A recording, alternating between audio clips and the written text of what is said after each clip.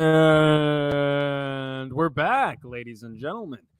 This is our Frankenstein Cybernetic Séance podcast, episode 19. I am your host, Ryan Laney, aka Ryan Frankenstein, aka Nexus, aka your mommy, aka your daddy, aka your baby brother, aka Coca-Cola. All right, get that label showing. Yeah, got to get in focus. So, yeah, aka time itself. Right. Welcome back to the show, guys. Wasn't that long of a wait. It's only been a week since the last episode, which is miles better than the one before that and the one before that. And as you folks know, once I put the camera in front of my face, I forget how to talk, but that's okay. You'd think I get used to it by episode 19, but no, still the same cheap microphone. Okay, still the same cheap HP. I haven't upgraded since the first episode, except I'm using a nicer webcam. I'm using my Canon Rebel T7. Good camera, slightly out of focus, but who cares? I like to take the old Muppet Show approach to this thing, and just however it goes down, it's just gonna go down like that. We got a cool show for you guys tonight. It is a lovely Friday from the time of this airing. And we got a really cool show. We're doing things a little different. Tonight we're interviewing a different type of rock star. Not in the sense of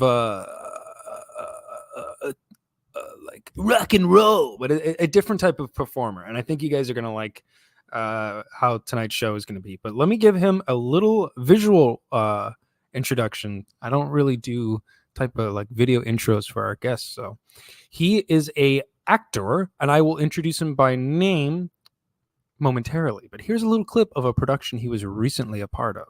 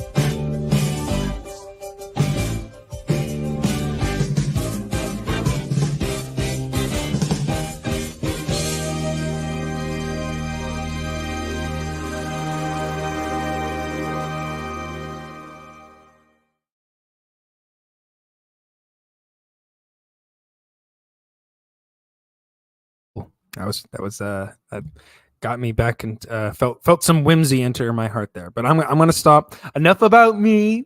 Okay, enough about me. Here, ladies and gentlemen, here is our guest. Oh God, here is our guest, Kyle Cassady, and here's my fake sound machine. Woo! Yeah. It's better than the sound machine that I have, so I'll take it. Oh, fuck. Well, thank you. Ladies and gentlemen, Kyle Cassady, my friend. Give me a little introduction. Oh, I'm great, bro. I'm wonderful. I'm so glad we're able to do this. Guys, I know that musical theater and heavy metal sometimes don't necessarily mesh, but they may mesh a lot more than people give it credit for. But yes, Ryan and I have been talking about doing this for a while, so I want to first of all thank you for having me. This means a lot to me, so I'm hoping to maybe get some information out there and maybe have some people get a different perspective on a couple things and show exactly how much horror and musical theater and rock and roll kind of go better together than one might actually think. Exactly. Yeah. But yes, my name is Kyle Cassady. I am a professional theater actor. I am currently based south of Chicago, but I am a 2009 graduate of Western Illinois University with a degree in musical theater.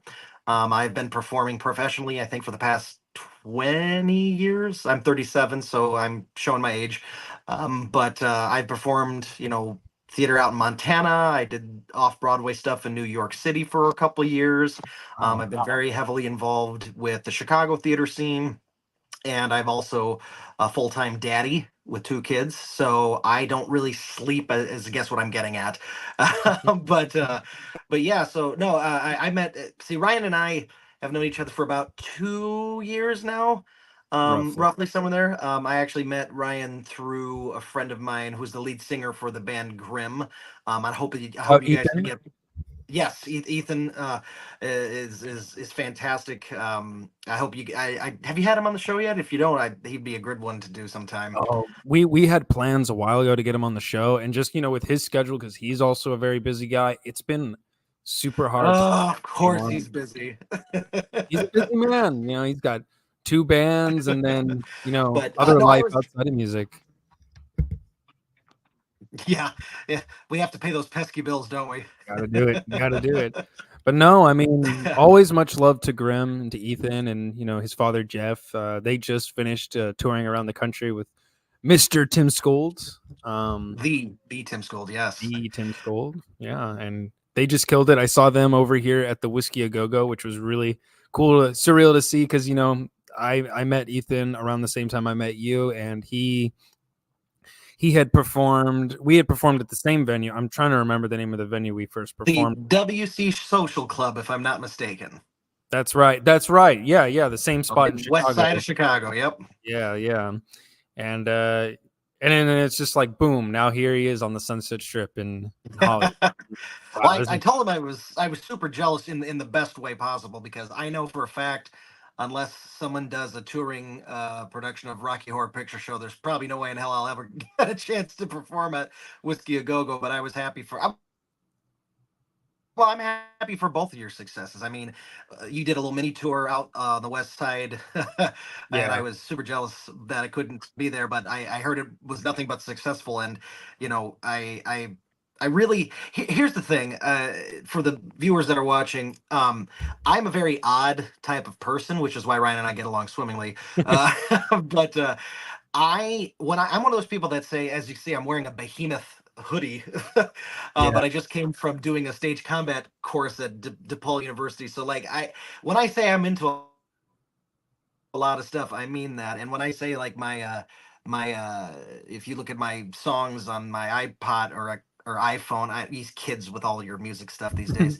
Uh, I, I mean, there's anything from Garth Brooks to Our Frankenstein to I don't know, Lady Gaga to Slayer. So like, I was taught early on like listen to everything, try everything, do as much as you can to see what you like and see what sticks. And that was what initially I remember I was at the WC Social Club, and I believe you guys were opening for it was Cyclone Cyclone 9? 9. Is that Yeah. correct? The Oh, first time actually, yeah, here, I can show yes, you. I can show you, actually. One moment.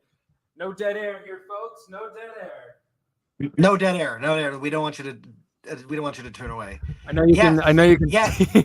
I've got a whole little plaque here my 100%. Yes. girlfriend made, and I can look here on the list. Let's see. Yep, yeah, yeah. I think it was WC Social Club with Cyclone 9. Well, here's the thing for you viewers. And again, I'm not as important as Ryan. He's a celebrity. He's been touring. Like I'm just honored to be here. But I want, Celebrity. I want, I want to put it out there. So I was at a show to see Grimm because I hadn't heard our Frankenstein before, and I remember I was fortunate enough to have VIP access on the side stage because I'm old and I need to sit. I can't mosh anymore, and I remember sitting there. I went to the front of the stage to watch Ethan because we're friends and I went to the same high school as his dad did, and I went to go get a beer and sit down because I'm old. And from the side stage, I see out of the corner of my eye what looks like Winslow Leach Yeah. from The Phantom of the Paradise. If you haven't seen that movie, I highly recommend it. And this booming voice that I was not prepared to hear, and I mean this as a compliment, Ryan. And I've been I went to school on scholarship for musical theater and had voice lessons and had to learn for years to get the voice that I have now, which sucks now because I'm older. But and I hear this effortless, not only the way that you're able to sing and then scream and simultaneously simultaneously switch back but keep melodic tones over these heavy riffs. I was like, okay, what the fuck is going on? And I emerged from my curtained off area to see you just fucking owning it. And I remember that first show, the second tour with Cyclone 9, that I most recently saw you. I don't know why there wasn't as many people there as there was the first time, but this first tour, it was packed, and you had and as a theater person, I'm very well attuned on, like, getting the like, we're taught to get the audience's attention for certain things, but also like it, theater acting and being on stage, because I've done some band stuff in the past. There are differences, but there are some similarities, and just with effortless, I'm like, who the fuck is this guy? What am I hearing? And I remember I heard Inhale for the first time, and I'm just like, why is this not on a horror movie soundtrack? And Addiction Game has some of the heaviest riffs that I like, and I just remember just being awestruck and watching. And to this day, viewers, I've been trying to get one of his Nexus masks for years, so one of these days he's gonna get me one.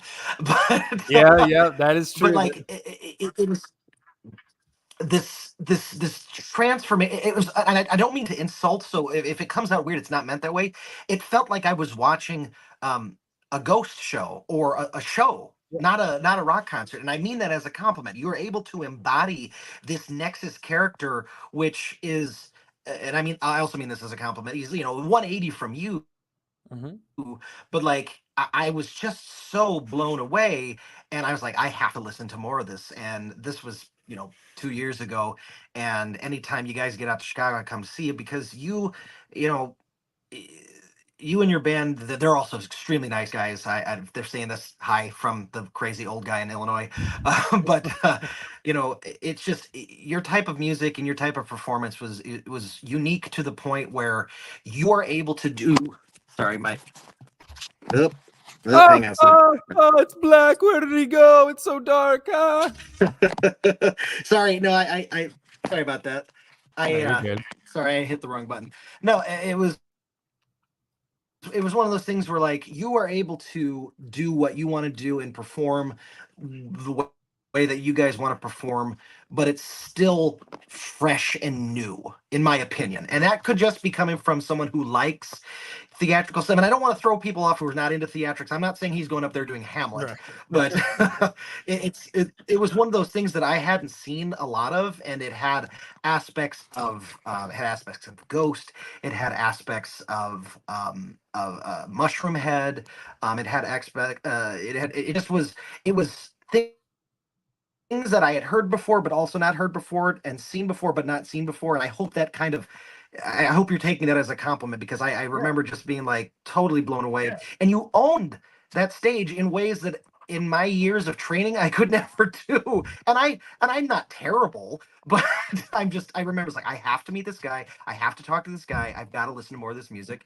And here we are 2 years later, and I couldn't be more thankful for all that you've done for me. For those of you who don't know, I most recently did a production of Hello Dolly up in Chicago, and he so graciously made a break legs video for our opening night that our cast was just blown away. Like, he got all dressed. He didn't have to, and he got Yeah. all dressed up and played some of the songs from it. Like, and that the little things like that you didn't have to do, but you did, and I appreciate it. And not only did you do it, you went 110%, and we really appreciate that. And so I just, it's like putting it out there. There are bridges between things that you don't think could have bridges, and they're there. And Ryan is a huge example of that, and I thank you for it. And here we are. So that was me kind of rambling, but that's kind of how Ryan and I got to know each other. And Ethan from Grimm is a bridge there too. And I'm really hoping that you guys can get out to the Midwest sometime soon. I know you're a busy guy, but I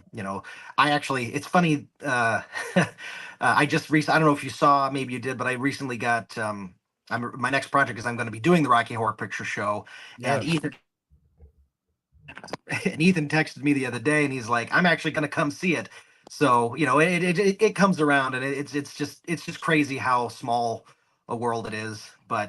Yeah. But yeah, so it's but like I wanted to get into, like, you if I remember correctly, and correct me if I'm wrong, um, some of Nexus's look was based on Winslow Leach. Am I correct in thinking that? Like, Yeah. when did you see that movie, and how did that come about for you? Because if you remember, you actually pointed out on my battle vest because I have a Death Records patch.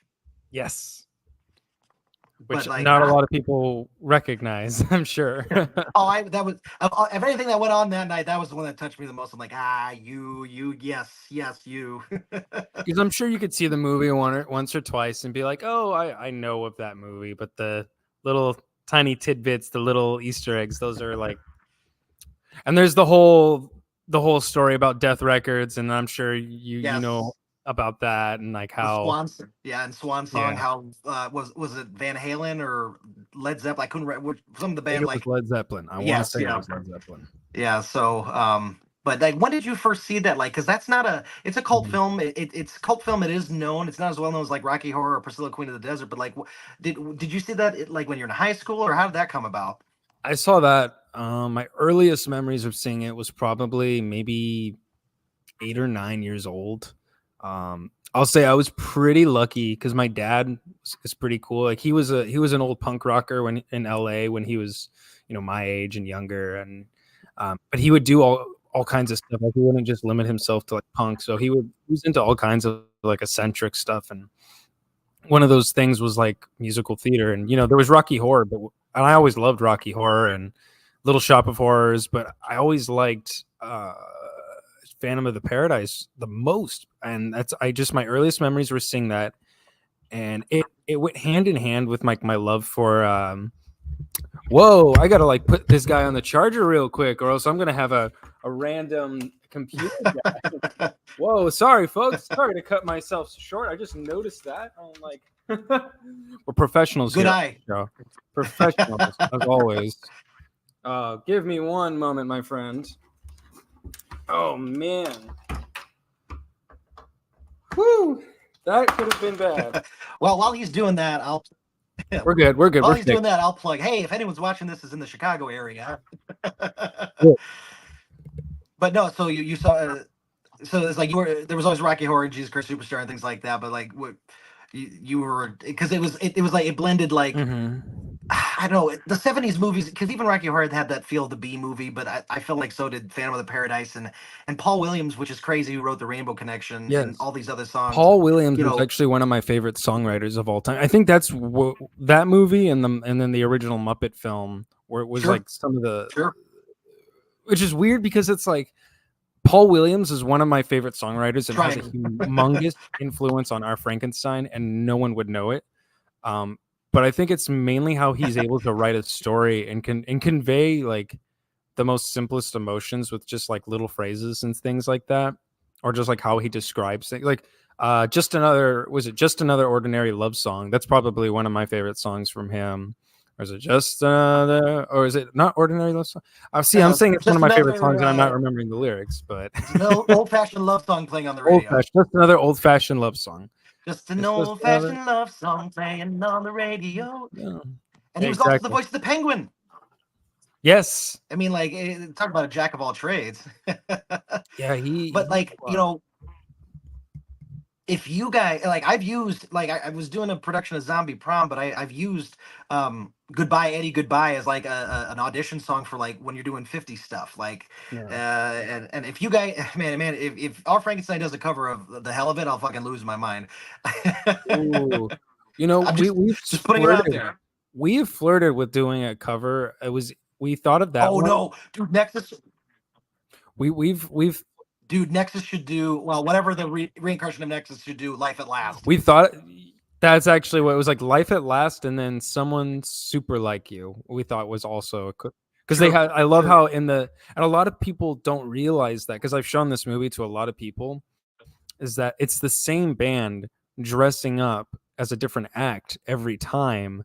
They Yes. perform a different song. So like they were the Juicy Fruits at first, and then and it's funny because it's kind of like how you look at like pop artists and like however record labels change up and dress up the pop artists depending Yep. on like how the culture climate has Yep. shifted over time.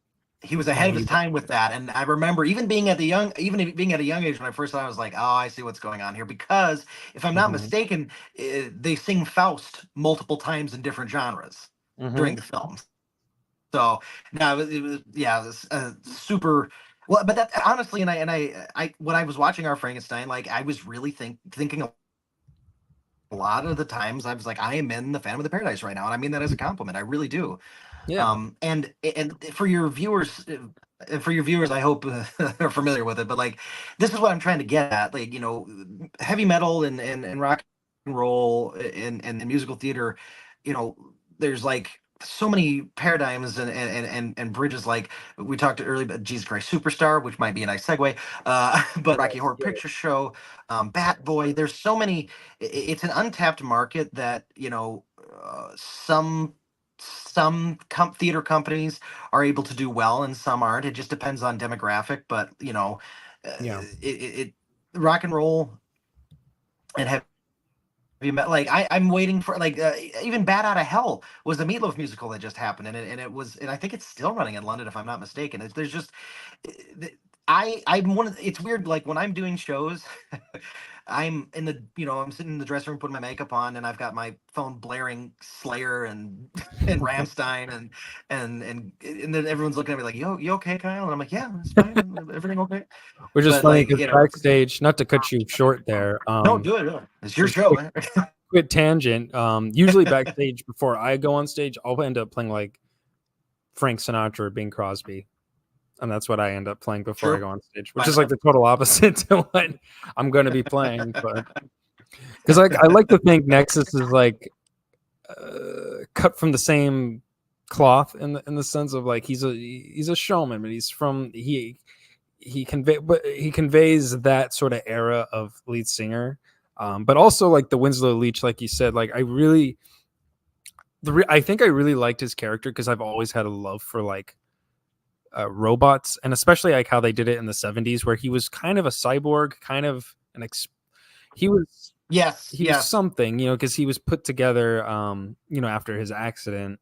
Sorry, guys, for Hmm. people who haven't seen the film and do want to, I'll try not to spoil it too much, but just the main character, Winslow Leach, aka the Phantom, goes through a sort of transformation, and I thought that was cool, and that was actually a huge inspiration for the transition of regular band Our Frankenstein into what it is now, because a lot of people who were listening to us a couple years back, some of them were a little confused. They're like, why is it all of a sudden you guys are in masks? And it's like, well, the thing is that the artists that were formerly the organic human members of Our Frankenstein were taken and turned into something else so that they can serve a higher cause, I guess you can say. And the eraser in the sense is kind of like the Paul Williams character, where he's transforming his talent, I guess you can say, and just using him in whatever way he sees fit. Well, And let me ask you this, yes. because go ahead. Sorry. Oh no, I What already is lost. your what is your I've been dying to ask because and honestly fans this is the first time I'm asking what is your theater and vocal training background because you embody a lot of things that I know a lot of people vocally and theatrically that it takes some people years to master and you do it so effortlessly. So I'm just curious if you have any sort of vocal training background or theater background. I'm just out of morbid curiosity. Um, Vocal training, not really. So when I was Oh, really fuck you then. well, I was really young and I did I'm like teasing. choir I'm in teasing. church. That was about it though. I was just really big on imitating a lot of people when I was younger. So when I was younger, when I was trying to Sure. learn how to sing, I would watch tutorials. And obviously YouTube wasn't what it is now when I was a kid. So I would have to buy, Sure. go to Guitar Center and find like vocal Sure. training DVDs. Sure. Um, but when I was young, so like when I was young, I didn't really want to be a musician. I wanted to be primarily an animator for Disney, or I wanted to have some sort of career in film. Um, but I always loved Dick Van Dyke and the way he sang like Mary Poppins. And Like, Mhm. and I think that's where I get maybe some of my not nasally style, because Dick Van Dyke doesn't sing nasally, but that sort of like almost, his fake Cockney accent that he does, like that somehow still comes into my singing style, and even the dancing, like the way Dick Van Dyke danced Oh, there's a back lot of Dick in Van Dyke in your dancing, and I the mean that as a day. compliment. Just Yeah, no, don't fall over the ottoman. well, that's the thing, is like I would just sing to the songs that were in the movies. And then as I got older, especially in the last couple of years, I really, really tried to um, get sort of like training from my friends who are much better singers than me. For example, I have a very good friend who I'm going to see later tonight, Ginger V, who's an incredible. And if you guys don't know Ginger V, check out his music. I believe it's on YouTube and SoundCloud and Apple and platforms like that. Check out Ginger V, the album, The Fake and Fabulous. If you like not to go off on a tangent here, but if you like theatrics and stories, it's a really good album. There's a whole concept to it that is really fun to follow. I actually have to send it to you after this, but he was a big influence Please on do. me. Please do. Yeah, he's a great influence on me vocally, and has kind of helped me and steered me in the right direction over the years. To answer your theater question though, uh not really. Like I always watched productions, and when I was getting into high school, I tried to enter the theater program. I did some small things, but I was a little intimidated. If I'm going to be honest, I was intimidated by a lot of the kids that were in the theater class, because Oh, they interesting. were so much better. That's okay, man. And, yeah, and yeah, it's great. I was intimidated. I had humongous stage fright for one. And That's really funny to hear. That's interesting. it's weird because I think all these years performing as just Ryan in our Frankenstein always felt a little weird until I had put on the mask, and I felt Sure, sure. I get like, that. yeah, when I put on that mask, like it's just like a switch. Like I'm able to step into the character and just like feel it. And I'm sure you feel the same way when you're putting on, different wardrobes Oh, and sure. the makeup and Yeah, everything. it certainly helps because I've played. I mean, I don't know if you saw some of the pictures. Those of you, if you're tuning in because you know me, first of all, I'm shocked. But second of all, like when I was in Jesus Christ Superstar, I had this, bondage Hellraiser S type thing where I had even a mouthpiece. But as soon as I put that on, it's good to go. When I was Quasimodo, as soon as I get the contact in, the prosthetics and the costume, so there's a lot to be said for that. Hell, when I was Farquaad and Shrek, and I had to do the whole show on my knees, there was something to be said as soon as I got that gear on. But no, I totally get where you're coming from. By the way, I think you'd be great as King Herod in Jesus Christ Superstar. But Oh, as Nexus too, like do one production with him as and then do one as Ryan. that would be interesting. Well, since you mentioned Jesus Christ Superstar, I want to play a clip from you Oh, sure, performing please. during that. So I'm going to go for that. Ladies and gentlemen, Kyle in Jesus Christ Superstar. Enjoy. We all know that you are you, but are you really king of the Jews? That's what you say.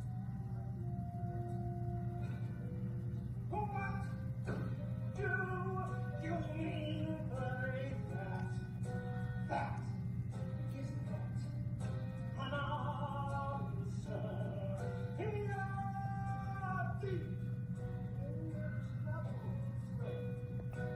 Someone cursed king of the Jews. How can someone innocent be so cool about his faith? An amazing thing, this silent king. Since you come from man, then will not come to me your parents' place. Your head's case!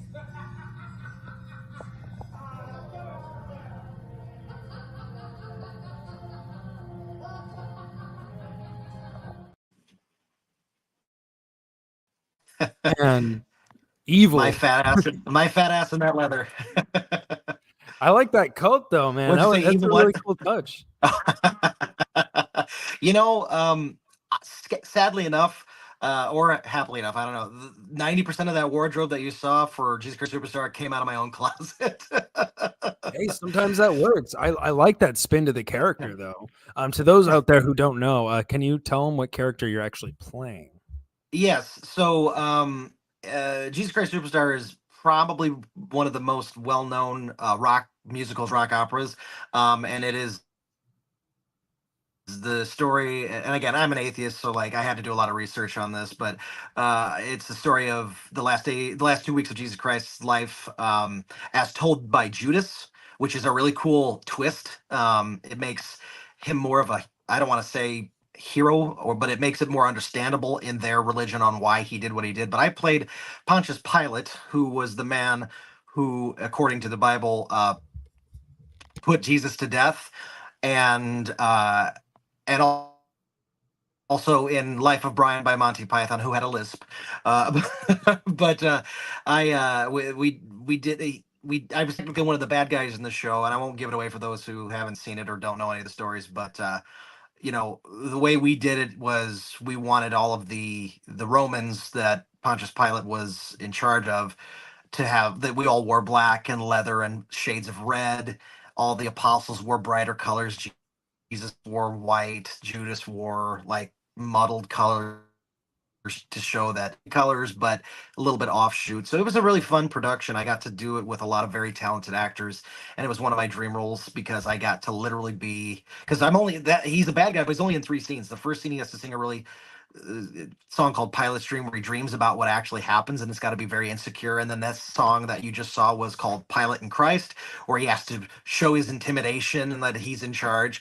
And then at the end, where he's whipping Jesus, he has to realize that himself that uh the bad guy in this is not himself. He's doing what the crowd wants, and that Caiaphas, for those of you who are Roman Catholic, I apologize if I'm butchering stuff, but he's actually the bad guy, and they used Pontius Pilate as a pawn to get what they wanted. So it was a very fun, juicy acting role to get into, and I got to do all the fight choreography and violence because I'm a fight choreographer myself. So it was, and I got to look like a background singer of Cyclone 9. So, it's all good. Shout out Nero. But hey, yes, Wow. Nero, if you're watching, I appreciate you. But yeah, so I mean, it was one of those shows where you can mesh, your heavy metal rock stuff. I mean, Queensryche has done a very popular cover of Heaven on Their Minds from Jesus Christ Superstar. Alice Cooper played King Herod not too long ago on the NBC live production of Jesus Christ Superstar, and was in the 1996 London or Australian recording as King Herod. So I mean, like, there's a lot of not that I need to prove my point to Ryan, but like, just for your for you listeners who are like who's this fat hairy guy that Ryan brought onto his show? Why are they trying to make me like musicals? Musicals aren't cool, man. I want to rock. Listen here, man. Well, You you wouldn't can't. like fucking Ghost if it wasn't for musical theater, man. There wouldn't be no Ghost. There wouldn't be a lot of. And can I ask you something to get your opinion? Because you're in the business more than I am. I say that jealously. Why is there such a divide between people who like Ghost and not? Are you not supposed to like Ghost? Is like, have you noticed that? Like, there's this, because we kind of inadvertently got into a we weren't arguing with each other, folks. We were actually barking up the same tree. But like, can I ask you like, what is the deal? Are we not supposed to like them? Because I thought Tobias Forge is very good. Yeah. But maybe I don't know. What's your thoughts on that? What's the deal? It's now I'm probably gonna divide some of the crowd here, but I don't really care.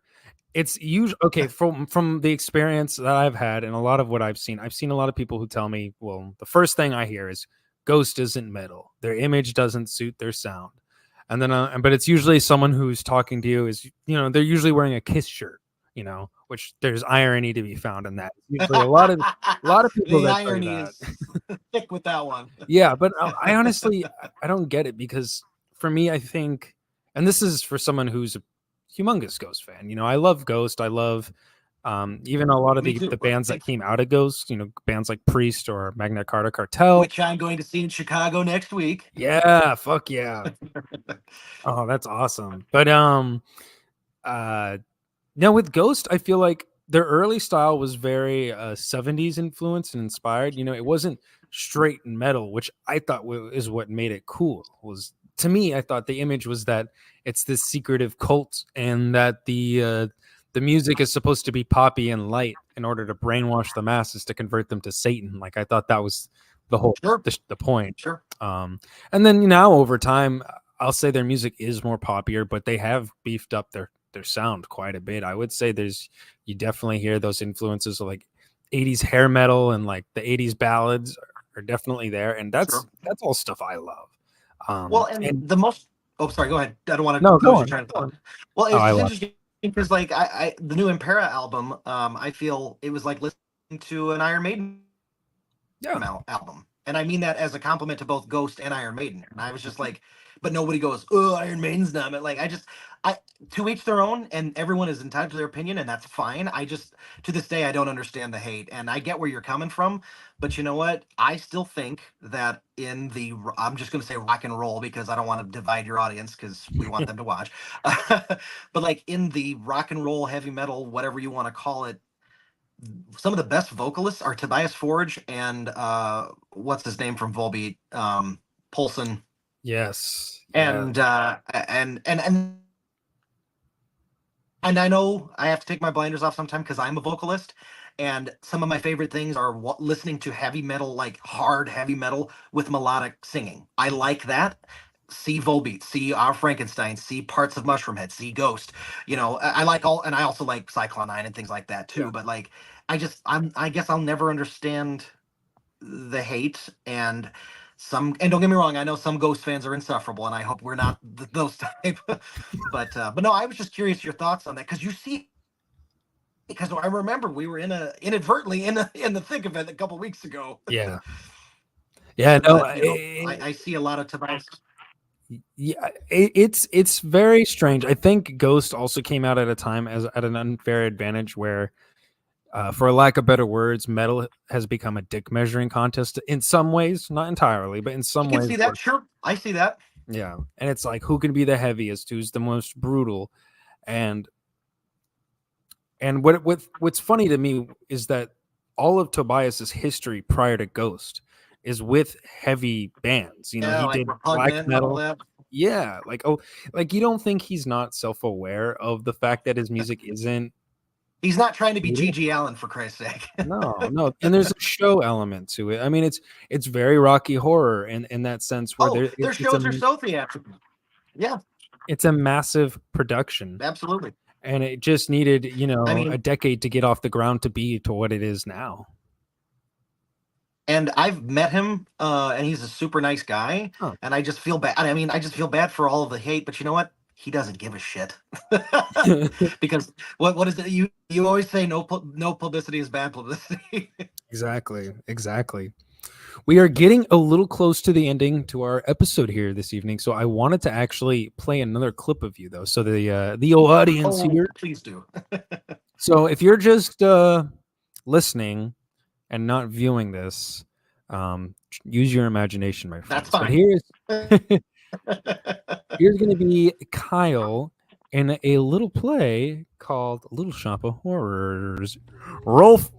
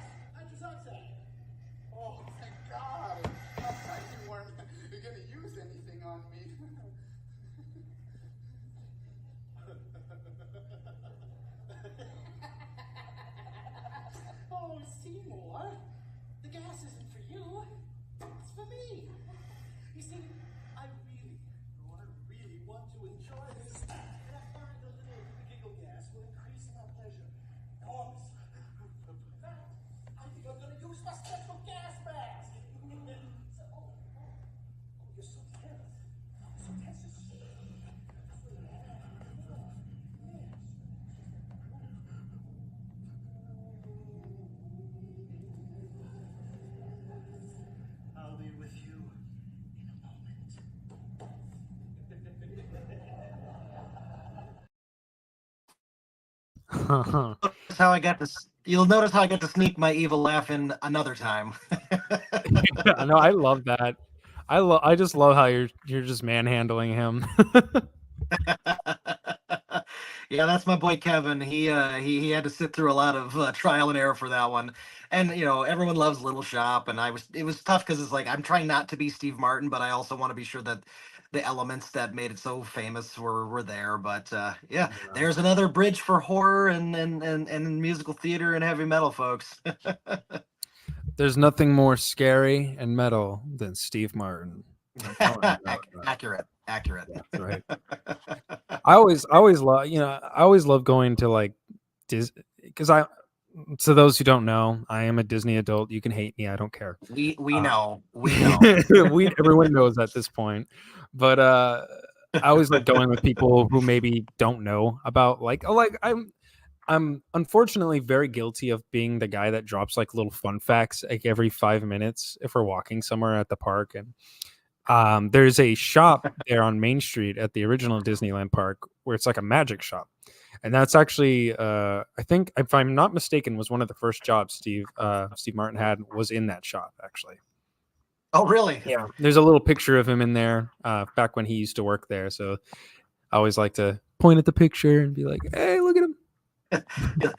Actually, Steve Martin worked here for Yeah. 90s. That's probably how I sound to my girlfriend when we do go to the parks because I'm just like, did you know in this year this thing happened?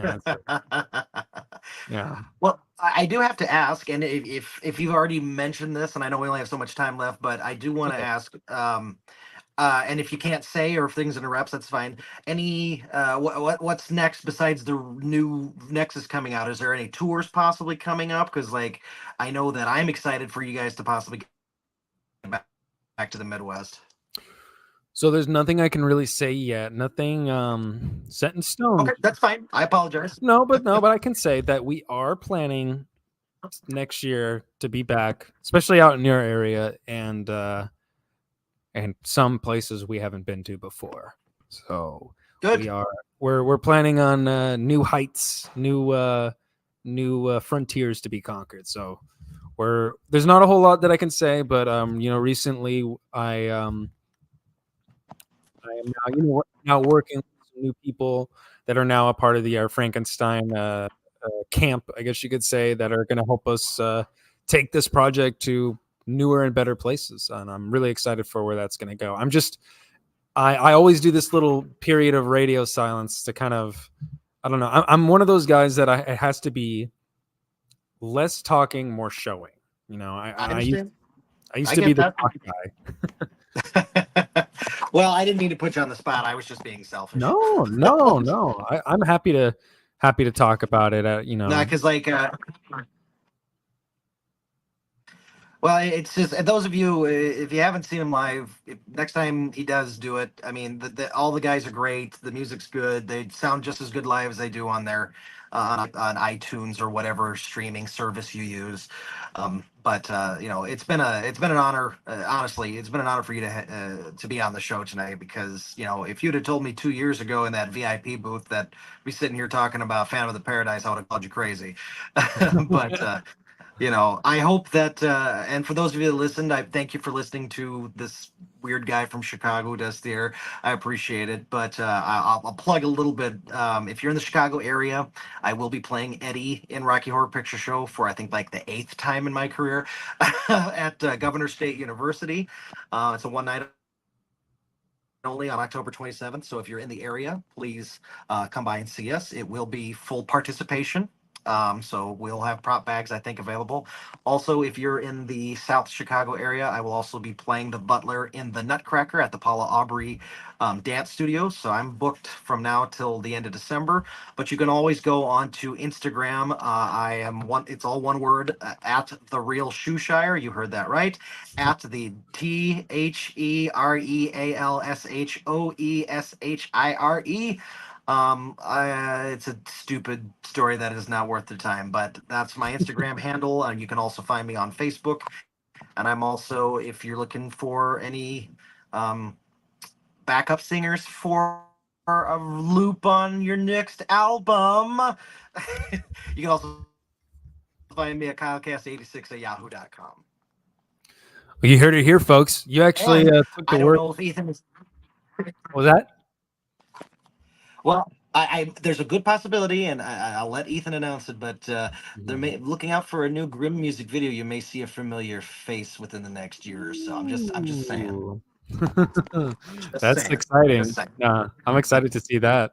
I guess you just took all the questions out of my mouth right now because I was about to ask where can they find you and all that good stuff. But you know, I feel like you've done See, we're on before. we're on the same wavelength, man. Yeah.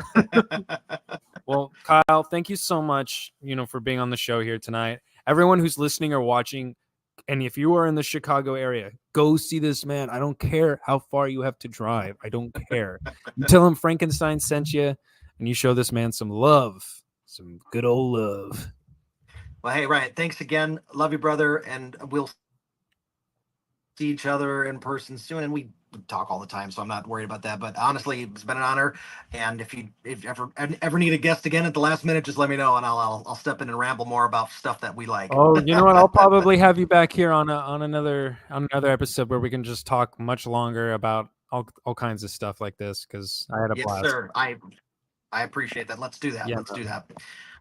All right, guys. You guys are watching the Cybernetic Séance podcast. This was episode 19. We will be back eventually, and we will see you then. Again, once again, everyone. Thank you, Kyle, and we are out of here.